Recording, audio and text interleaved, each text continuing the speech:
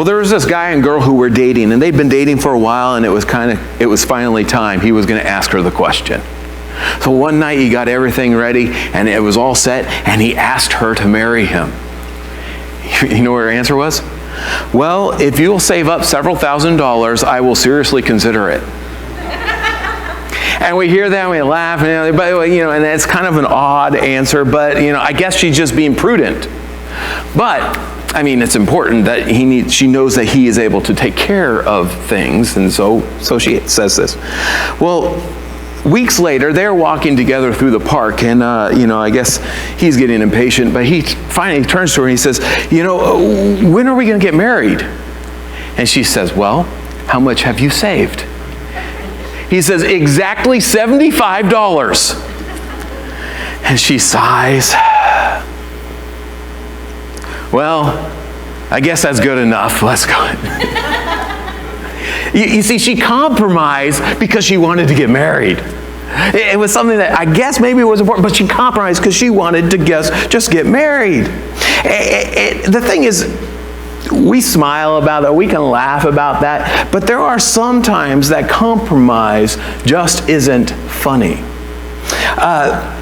For example, the car company that cuts corners and compromises quality in order to save money, and then ends up causing accidents and people get hurt or even die.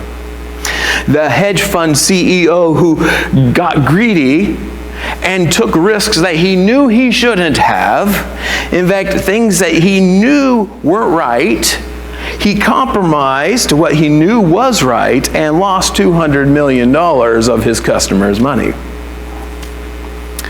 Or what do you think of when you hear this name? Lance Armstrong. Yeah, you might think of the Tour de France's that he won and how he was really good and how he could climb those mountains faster than anyone on that bike, and he was so good. You might think of those championships that he won and his ability as a bike rider. And you might think of him beating cancer. But what most of us think of, the first thing the big thing that looms in our mind when we hear the name Lance Armstrong is cheater, right? Cheater. You see, the thing is, he argued for years that he was doing it right. And you know what? At first he may have been. I don't know.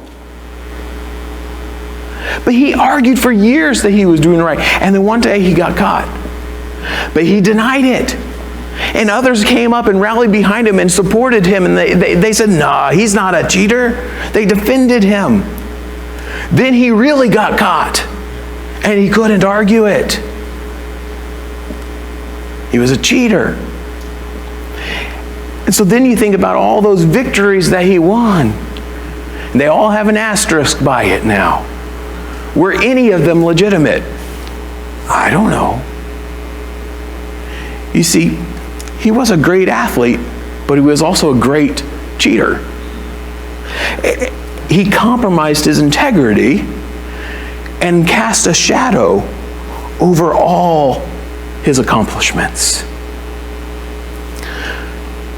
But the worst is when someone compromises the truth. When people twist the truth or change the truth or just outright lie, it's no longer the truth. Or when you compromise your integrity, which then causes people to doubt the truth or flat out not believe the truth. And then your compromise puts other people in danger. You see, the gospel message is the truth about how people can be reconciled to God, brought back into a right relationship with God, forgiven of their sins, and given eternal life. This is, the gospel tells us the truth of how people can be saved from the judgment that we deserve because of our sins. But what happens when that truth is compromised? What happens when you or I compromise our integrity and cause people to distrust that truth or to doubt that truth because what we say doesn't match what we're living? what happens when the truth is compromised is people are left in their lost condition, separated from God. That is the danger of compromise. When the message is compromised, the message is no longer the gospel. Chapter 2, verse 1. He says, "Then after 14 years, I went up again to Jerusalem with Barnabas, taking Titus along with me." Now, in the previous verses that we looked at last week, Paul has been making his defense for his ministry and the message, the gospel message that he has been preaching.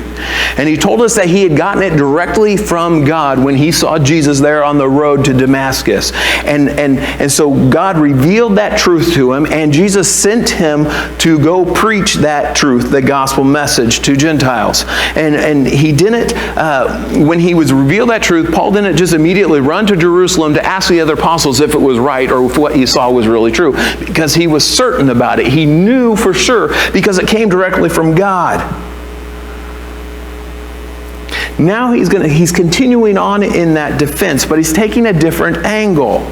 This is years later. He went to Jerusalem and he actually did see the apostles, and the apostles endorsed the message that he was preaching. So it says here in verse 1, "Then after 14 years." So this is 14 years after his conversion. Just like the previous trip was 3 years after his conversion, this is 14 years after his conversion. And so he went to Jerusalem. And at this time, Paul had been working in the city of Antioch. He and Barnabas both had been ministering there. So this is just before, this trip to Jerusalem would have been just before his first missionary journey. But catch this. He's been preaching the gospel now for a long time, many years, without needing approval, without needing the apostles to say, "Oh yeah, that's right, good, go do it." But now he and Barnabas both go to Jerusalem because they're both leaders of the church in Antioch, so they both go. And Paul, we're told, brings Titus along too. And it said that like Titus was just kind of not one of the main people who was going, but he was just brought along. Paul grabbed him and said, "Hey, come with us." And I think this is significant because I think Paul had a specific reason for bringing Titus. We will learn that Titus was a Gentile, which means that he was not circumcised, and Titus was a believer. So this whole idea of Gentiles and circumcision and being a believer is a point of contention between Paul and these false gospel teachers. And so I believe Paul is bringing him here as Exhibit A. Example. And so verse 2 says, I went up because of a revelation and set before them, though privately before those who seemed influential, the gospel that I proclaimed among the Gentiles, in order to make sure I was not running or had not run in vain." Now, why did Paul go to Jerusalem here? It's not to ask the apostles, after all this time, if he was right. He's not going there to say, is the gospel I'm preaching right? That is not what he's doing. You might think that because of the last part of that verse where he says that I have been running or not running in vain, but that's not what he's saying. We'll get back to that. So why did he go to Jerusalem at this time? Well, he tells us it was because of a revelation. In other words, because God told him to go. Now turn back to Acts chapter 11. In the book of Acts, the 5th book of the New Testament, Acts chapter 11, we see this. Something happened here. 11, beginning in verse 27. It says, "Now, in these days, prophets came down from Jerusalem to Antioch, and one of them, named Agabus, stood up and foretold by the Spirit that there would be a great famine over all the world. This took place in the days of Claudius. So the disciples determined everyone according to his ability to send relief to the brothers living in Judea, and they did so, sending it to the elders by the hand of Barnabas and Saul." And so here we have Agabus comes down and prophesies there's going to be a famine, and they collect money and send it to Jerusalem. And now this is what I believe why Paul is going to Jerusalem. Now, if he had, we don't know if he had another revelation that directly said send Paul, or if it was just because of this revelation that there was going to be a famine. But he's sent to Jerusalem because of a revelation. Now, some people suggest that this trip that he talks about in Galatians is actually a later trip from chapter 15, because look at chapter 15. Of Acts chapter 15, verse 1 and 2. He says, "But then some men came down from Judea who were teaching the brothers, unless you are circumcised according to the custom of Moses, you cannot be saved. And after Paul and Barnabas had no small dissension to debate with them, Paul and Barnabas and some of the others were appointed to go up to Jerusalem to the apostles and the elders about this question." And so, I don't believe that the trip Paul is talking about in Galatians is this later trip in Acts chapter 15. And there's several reasons. Now, you might think it is because the discussion of circumcision is being had there. However, first of all, Paul said he went because of a revelation. Chapter 11 speaks of revelation. Chapter 15 does not. Chapter 15 talks about them going because the people have a problem and they say, we need to go discuss this. And the church gets together and has a council. They discuss the truth. Secondly, in chapter 11 it says that he went there because of the famine, and that fits the chapter in Galatians because he's there and they're asking, remember the poor. In other words, there's a need. There are people who are in need, and Paul says, hey, that's what I'm already doing. Thirdly, in Galatians, we see that this is a private meeting. Chapter 15 is a public meeting, and here's the big one, number 4. If the meeting that Paul's talking about in Galatians was the verse 1 that happens in chapter 15, then this question was already dealt with. And Paul didn't even need to write this letter to the Galatians, because he simply could have said, read the letter that the apostles wrote after the council meeting. Because they all agreed that the gospel does not require circumcision. They wrote a letter and sent it out to people. And so Paul could have quickly dealt with this by saying, just read that letter. But he doesn't. He goes into depth here defending the truth of the gospel. And so Paul's letter then is written here between those two visits to Jerusalem that we find in Acts 11 and Acts 15. But this does show us something. That this issue is a big problem at that time. I mean, it's been brewing for a long time. In fact, if you're still in Acts, look at chapter 11, verse 1. This is earlier on. Peter had just gone to Cornelius and preached the gospel, the first Gentiles to accept the gospel, believe in Jesus, and be saved. And verse 1 of chapter 11 says, now the apostles and the brothers who were throughout Judea heard that Gentiles had received the word of God. So when Peter went to Jerusalem, the circumcision party criticized him, saying, you went to uncircumcised men and ate with them. So we have this issue that has started way back when, and it's been continuing and continuing. And now Paul is writing the letter to Galatians to deal with it, and it will continue and continue till the church gets together and meet in what we see in Acts 15 and discuss it. And even then, there will be issues. So this is a big problem that is going on. What is the true gospel? Do you really have to keep the law in order to be saved? So Paul is dealing with that. So we're told back in Galatians, we're told that he met some influential leaders there in Jerusalem, in the Jerusalem church. Later we're going to read that it was James, Peter, and John. But he tells them what he's been teaching, and he lays out the gospel message that he's been preaching. And then he gives us this statement. He says that he did this in order to make sure I was not running or had not run in vain. Now, what does Paul mean by this? I already said he's not checking to see if what he's preaching is correct. He is certain about that. He knows that. But that's what we know. He is not asking that. If that's what he was saying right here, it would contradict everything he's been saying so far in the book of Galatians. Everything that he's argued so far, he's already made it very clear that he is absolutely certain of that message. So what is he doing here? What does he mean by this? What he means is he's making sure that his work that he has done is not for nothing. That his work, all the gospel preaching he's done, wouldn't be wiped out or nullified by a different gospel. You see, if the apostles in Jerusalem, in the Jerusalem church, held to a different gospel, which would have been a wrong gospel, But if they held to a different gospel, it would have huge effects on Paul's ministry, on the work he has done and was in the middle of doing. Because if it was made known that they disagreed with Paul's teachings, it would have devastating effects on that ministry. Because people would say, what is true?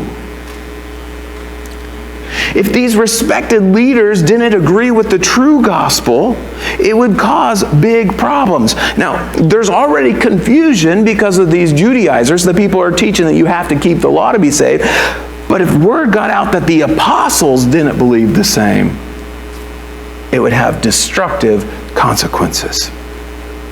But there is no crisis, because the apostles agree with Peter. They are preaching the same gospel because it is the true gospel. Look at verse 3. He says, but even Titus, who was with me, was not forced to be circumcised, though he was a Greek. Now, Titus was a Greek, meaning he was a Gentile, a non-Jew. And this means he wasn't circumcised. Now, let me just stop for a minute and answer the question, why is this such an issue? Why does this matter? What's the problem here? Without getting too deep into it, let me just give you kind of in a nutshell what's going on. For Jews, circumcision was the sign of the covenant that they had between them and God. And according to the Old Testament covenant, in order to be a part of the people of God, all Jewish men had to be circumcised. If you weren't, then you did not belong to the people of God, that covenant community. And so this way of thinking that you had to be circumcised to become or be a part of the people of God, this way of thinking continued with many Jewish people even after Jesus' death and resurrection, which was the inauguration of the new covenant. But they continued to think that way. And so even their thinking was that even if you believed in Jesus as the Messiah or as the Savior, you still had to be circumcised and to keep the law to be part of God's people. And so because of this, some people were actually teaching this, that in order to be saved, you had to keep the Old Testament law, and be, including being circumcised. Now, this was wrong, but it's kind of understandable how they would come to this. If all their lives this was the idea, you had to be circumcised to be a part of the people of God. It's wrong, but you could understand how confusion could arise. But when this idea was first confronted, when they confronted Peter, it should have been put to rest. Back in Acts 11, we read it, where they said, why'd you do that? Well, Peter went on to explain why he did it, because he had had a vision from God, and God had revealed to him, what I have called clean, don't call unclean. He says, and God had set aside the food restrictions, and he said, you can go to these Gentiles, and he told him, go. And when Peter went, they were all gathered there, because God had said, someone's going to come and tell you the good news of how you can be saved. And Peter gave them the gospel, and what happened? They all believed and were saved. And how do we know? Because they spoke in tongues exactly the way the Israelites, the Jewish people, had done when they first got saved. So Peter explained they were saved the same way we are. God has put this aside. God has made this. And when he explained all that, what God had said and what God had done, it should have put this issue to rest, but it didn't. And so Paul says here, even Titus wasn't required to be circumcised. His point here is as if the apostles believed that he needed to be circumcised in order to be part of the people of God, in order to be saved, truly saved, they would have compelled him to be circumcised. But they didn't. So Titus is evidence that the apostles agree with Paul, agree with the true gospel as Paul preached it. Continue reading verse 4 and 5. He says, yet, because of false brothers secretly brought in, who slipped in to spy out our freedom that we have in Christ Jesus, so that they might bring us into slavery, to them we did not yield in submission even for a moment, so that the truth of the gospel might be preserved for you. So now Paul talks directly about these people who were teaching this false gospel that required keeping the law to be saved. And what's he call them? He calls them false brothers. And he's making a point here by what he calls them. He's saying they're not saved. He says they're not Christians. They're not part of the real church. They portray themselves as brothers, as fellow members of the church of God, of the family of Christ. They portray themselves as brothers, and they maybe even think that they are. He says, but they're not. Because they're trusting in something other than Jesus alone to be saved. They're not saved. And so he says they're trusting in a different gospel. They're false brothers. And he says that these false brothers, they've slipped in. In other words, they've deceptively snuck into the church and act like they're part of the family of believers. But they're not real Christians, but they've infiltrated the church. Now, I'm sure that these people that Paul is talking about didn't think of themselves this way. They actually probably thought of themselves as doing what was good, doing what was right, because they truly believed this. But that's what makes them especially deceptive, is that they don't even realize how wrong they are. And Paul describes them like they're enemy spies who have come in and who push their legalistic false gospel. They take away the freedom that Jesus offers and put people into bondage. They're seducing people away from the true gospel. But notice what Paul is saying here. He says, when they pushed, I didn't give an inch. He said, we didn't budge, not at all. We didn't give at all. He refused to let these people who were teaching this false gospel, he refused to let them gain any ground at all. Why? In order to preserve the true gospel. You see, he knows the truth, and he stands firm on it with the authority of Jesus. Salvation is by grace alone, through faith alone in Jesus. And so the Galatians and everyone else who reads this letter can know this and for certain and stand firm in the gospel that they were taught, that we were taught, and be certain of their salvation. We need to catch this. The gospel is not negotiable. It's a non-negotiable. Now, there are some things in life that you may compromise on. And there are some relationships that actually would benefit from a little compromise. If we would do a little give and take. If people learned to compromise. But not on the gospel. The true gospel of Jesus Christ is the only thing that can save people. Not a false gospel. Not a different gospel. Only the truth that we have in Scripture. So never compromise the true gospel. Not at all, and not for a moment. And don't let anyone else do it either. There are false teachers, there are false brothers who still worm their way into churches. And they twist the Scriptures and they teach different gospels. And we need to stand up and don't allow it. Verse 6. He says, and from those who seem to be influential, what they were makes no difference to me. God shows no partiality. Those, I say, who seemed influential added nothing to me. So now Paul's back on his main point. The influential people, the leaders there in the Jerusalem church, he says they added nothing. It means they didn't change. These respected leaders didn't correct anything about the gospel that Paul was preaching. They didn't add any requirements to the gospel. By the way, he makes this little parenthetical remark about the influential people and says, and what they were doesn't really make that big of a deal, or doesn't matter that much to me. And when he says this, he's not putting the other apostles down. He's not saying, oh, they're not important. But he's correcting this wrong kind of thinking. That even if someone is important, even if someone is a leader in the church, don't put them on a pedestal. They deserve respect, but not worship. And he says, well, God, there's no partiality. In other words, we're all on equal footing before God.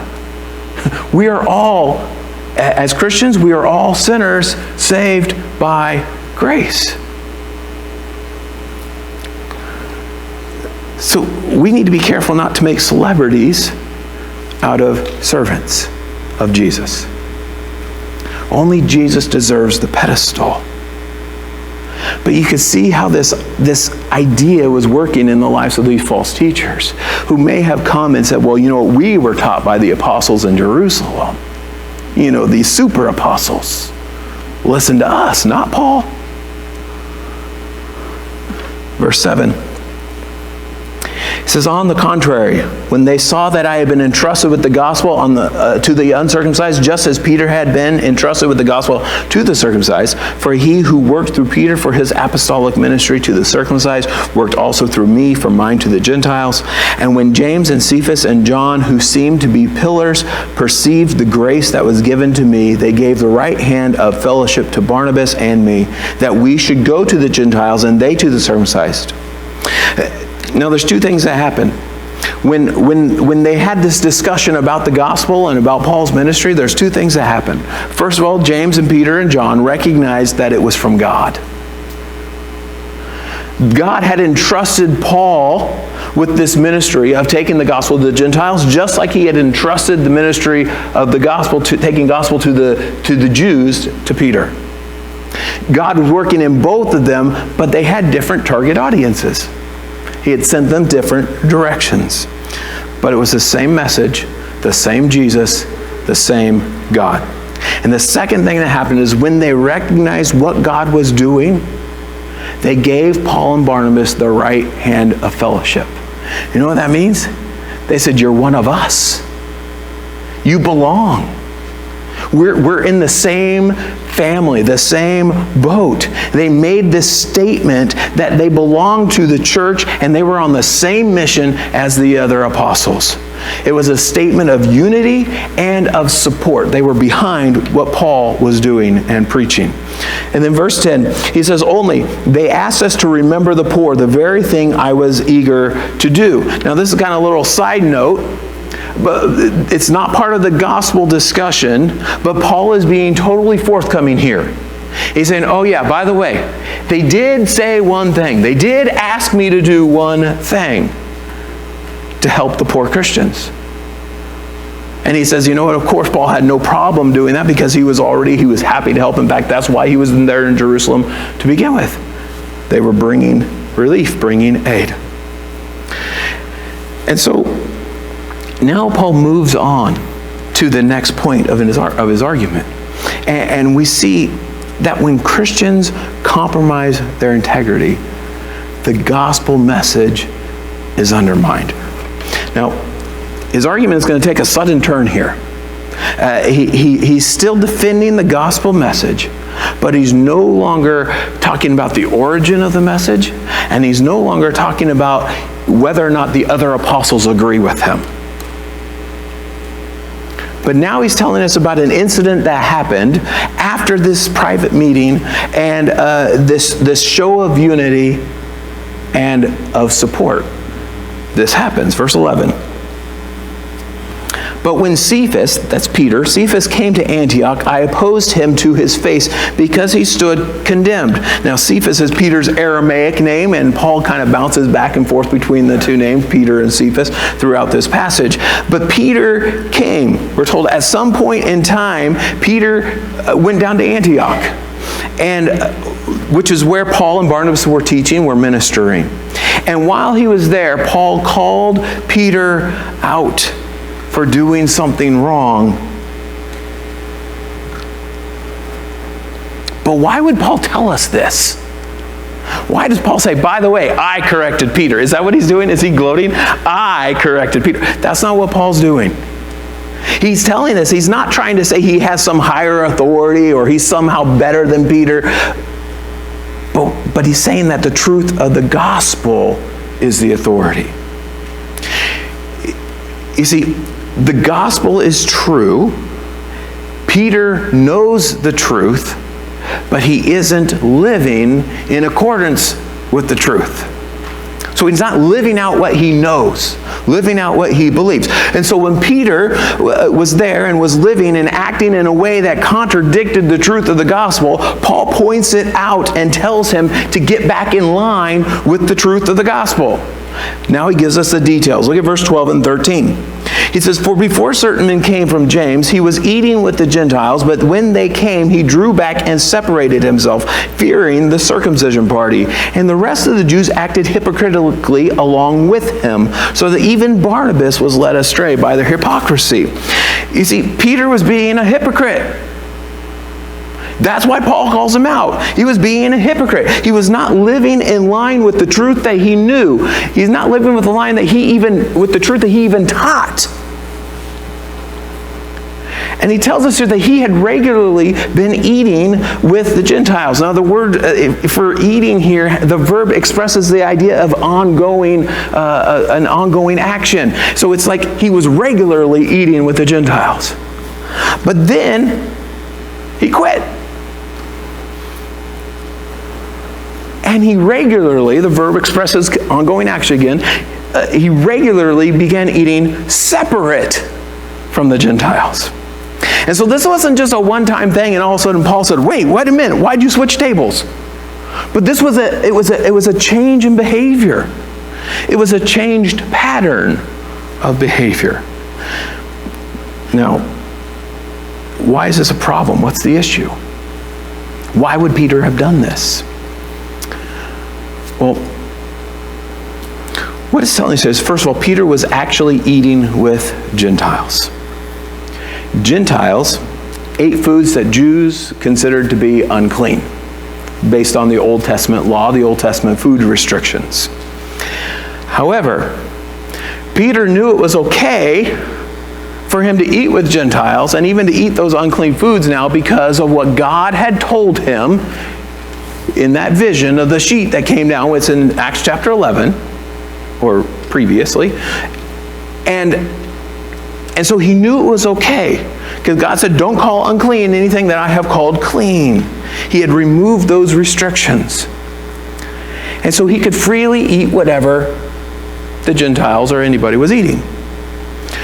Now, the problem is many Jews would not only reject unclean foods, but they would also not even eat with Gentiles because the bowls or the dishes or the utensils or maybe even the table itself came in contact with some unclean food and therefore would be ceremonially unclean, ritually unclean, and it would make them unclean. And so they refused to eat anything, maybe even share a table with Gentiles. And this was a major issue for the Jews, and it kept them separated from the Gentiles. And so now, you can see how Jews who didn't understand the fact that God had released them from the Old Testament food restrictions, you could see how they might see Peter's actions as inappropriate or completely wrong. And so we're told that some people came down from James. Now, we don't know the exact relationship between them and James or why they came exactly. Were they associates of James? Did they just happen to know James? Like, hey, they went to church together? Or were they sent by James? And if they were sent by James, did they accurately represent him or not? We don't have the answers to that. We don't know the details of what was happening here. But what we do know is that James had already agreed with the gospel, that message that Paul was preaching. So we know he wouldn't have disagreed or said, hey, you have to be circumcised or you can't eat unclean foods to be saved. And Paul doesn't correct him here either. And so again, what we do know here is that when they came, these people from James, whoever they were, Peter stopped eating with the Gentile Christians. Why? Because of fear. It says that he was afraid of the circumcision party. Now, the circumcision party were either Jews who were in the church or Jews who still believed you needed to keep the food restrictions, or Jews who maybe even took it a step farther and said you had to keep those food restrictions in order to be saved. Or it could have been just non-Christian Jews who believed that you had to keep those food restrictions, and when they saw that Peter, or heard that Peter was eating these things, they would just use it as ammunition against those Christians and saying, you're breaking God's law. But for whatever it is, he's afraid of these people and quits eating. But the basic problem is hypocrisy. Peter knew there was nothing wrong with his eating with Gentiles. In fact, it was actually a good thing, because then all the believers, Jewish and Gentile, were fellowshipping together. But then he stopped. He stopped doing it because of religious peer pressure. His actions were motivated by fear of others rather than by conviction, rather than by what he knew was true, what he knew was right. And then, to make matters worse, others followed his example. In fact, we're told even Barnabas was led astray. Even Barnabas, the leader right there with Paul, who's been in this fight with Paul from the beginning, even Barnabas was led astray and started acting like that, following Peter. See, Peter's actions made an immediate impact on others around him. And so by no longer eating with the Gentiles, it suggested that it was wrong for him to have done so in the first place. And this then suggests that keeping those food restrictions is the right thing to do, or is necessary. And then this suggests that even the Gentile Christians needed to live that way because it was the right thing to do as the people of God. You understand how this happens? So they see this, and this is not in line with the truth of the gospel. And so Paul calls them out on it. In verse 14, he says, when I saw that their conduct was not in step with the truth of the gospel, I said to Peter, before them all, if you, though a Jew, live like a Gentile and not like a Jew, how can you force the Gentiles to live like Jews? See, Peter wouldn't eat with the Gentile Christians anymore unless they only ate ritually clean foods. In other words, unless they acted like Jews. When he knew it wasn't necessary, and we know he knew it because he already had eaten freely with them before. And Paul says this is totally wrong. You see, this is just like requiring that people be circumcised to be saved if you require them to keep food restrictions to be saved. Neither are required for salvation. And since his hypocrisy was public, Paul confronted him publicly. You see, he was leading others away, and they all needed to know that he was wrong. And so Paul did this to protect the truth of the gospel. Now, I just want to make 3 points of application here. First, no one is above sinning. No one is above the need for correction. I mean, we're talking about the Apostle Peter here, doing what's wrong and being called out on it. None of us are above sinning or the need for correction. We can all be misled from what we know is true. Barnabas was led away from what he knew was right. Be careful. Watch your life and lean on God for strength and grace. None of us are above sin. Secondly, your hypocrisy can lead others away. Your hypocrisy can cause people to turn away from the truth, to not believe the truth, to doubt the truth. So don't compromise your integrity and live out what you know. And then thirdly, as followers of Jesus, we have the responsibility to protect the gospel message and to correct fellow believers when necessary. That also means that we have the responsibility to accept correction when it's needed, when it comes our way. But all in all, we do all of this to bring glory to Jesus. The gospel cannot really be changed. because the truth is truth. But it can be twisted, changed into a false gospel that misleads people from salvation. And sometimes people in churches allow people to teach a false gospel. Or the true gospel can be misrepresented by those who know it and live in a way that is not in line with it and cast the gospel in bad light, so others are turned off and turned away from the truth. This